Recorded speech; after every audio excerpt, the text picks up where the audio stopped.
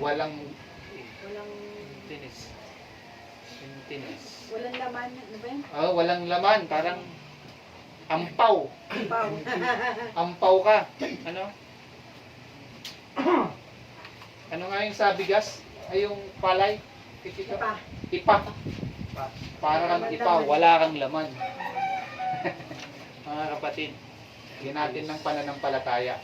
Lamanan natin ng pananampalataya. Okay. Ilang implications lang po dito. There is a big distinction between the life in the kingdom of God and the life outside the kingdom of God. Nakikita mo ba yung distinction na yan, mga kapatid?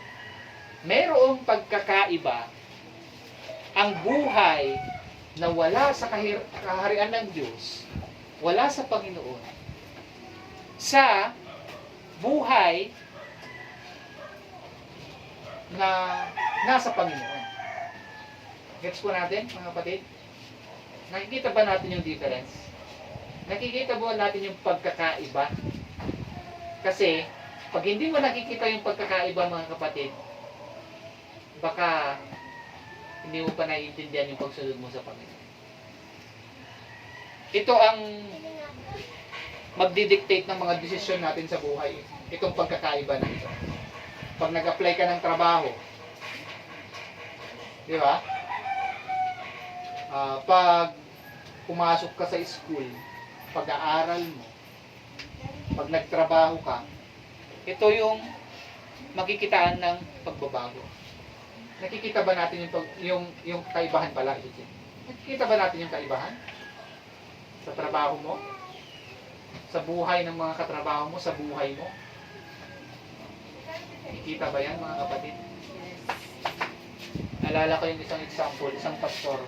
Kumain siya sa isang food chain, hindi ko alam kung McDo or Jollibee. Di ba tayo, pagka kumain tayo sa Jollibee, iwanan na lang natin yung kinainan natin, di ba? Pero siya, alam niyo kung anong ginawa niya? Niligpit niya. Niligpit niya at nilagay niya sa tamang lagayan yung mga, tapos nilinis din niya ng tissue yung tissue. Di ba? Nakita niyo yung kakaiba? Pagkakaiba? Mga kapatid, ipakita natin yung pagbabago natin sa Panginoon, sa iba, sa mga tao na nasa paligid natin. So, there is a big distinction. Dapat nakikita natin yan, mga kapatid.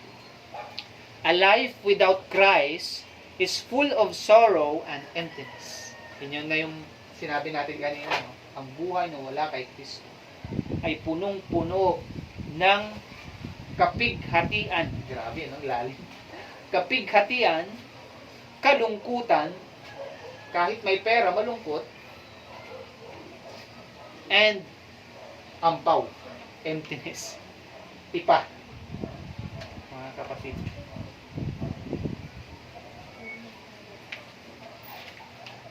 And then, earthly matters are temporal. Tingnan natin yung upuan na lang natin dito, no? Pininturahan yan ni Kuya Boy nung nandun pa tayo sa kabila. Pero ngayon, kupas na. Okay? Kasi temporary lang. Okay? Yung damit na binibili natin.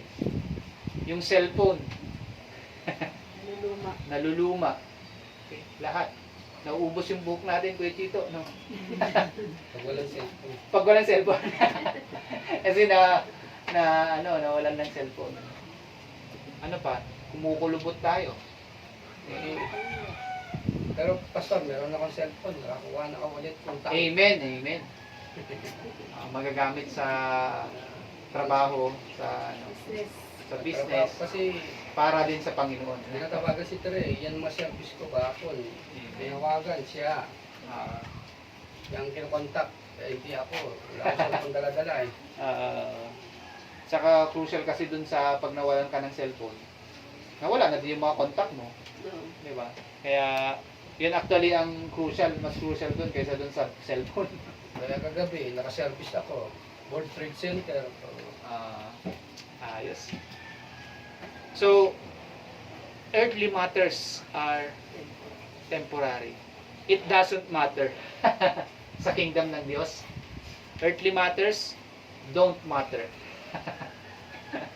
Kasi sa kaharian ng Diyos, eternity, eternal kingdom of God. Ang earthly, temporary. Okay?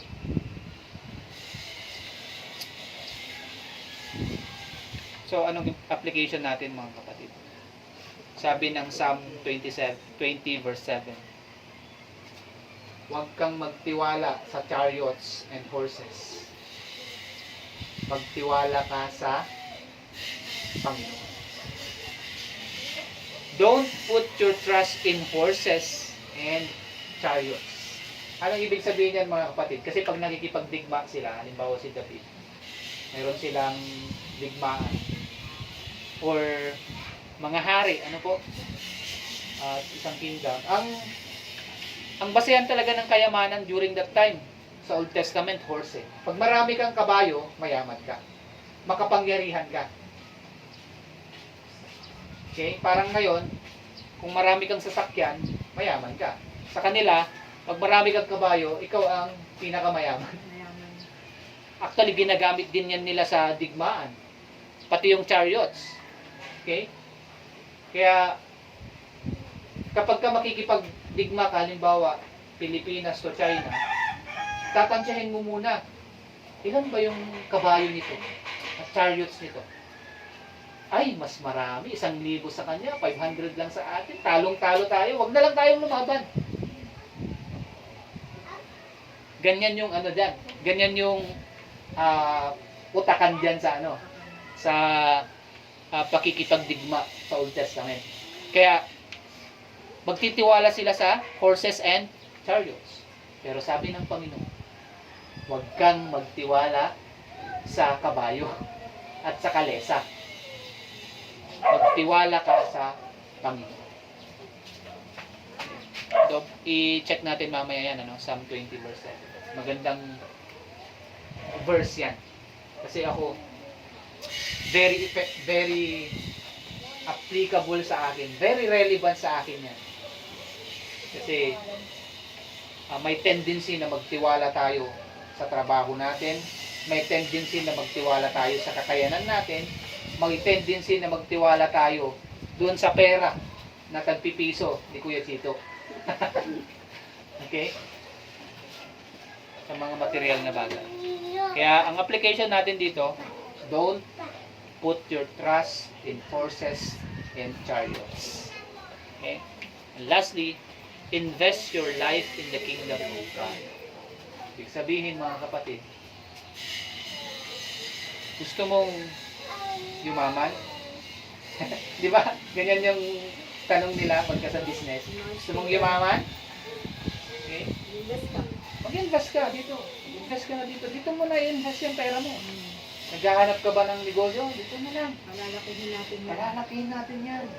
Ang ganda dito. Daming bumibili. Alam ko yan eh. Di ba? Ilang beses na ako sa ganyan. Okay? Pero mga kapatid, okay din naman yon. Okay din naman. As long as you know what is your priority. Alam mong priority natin mga kapatid. Si Dan. Buhay mo sa Diyos. Pag-aari ng Diyos.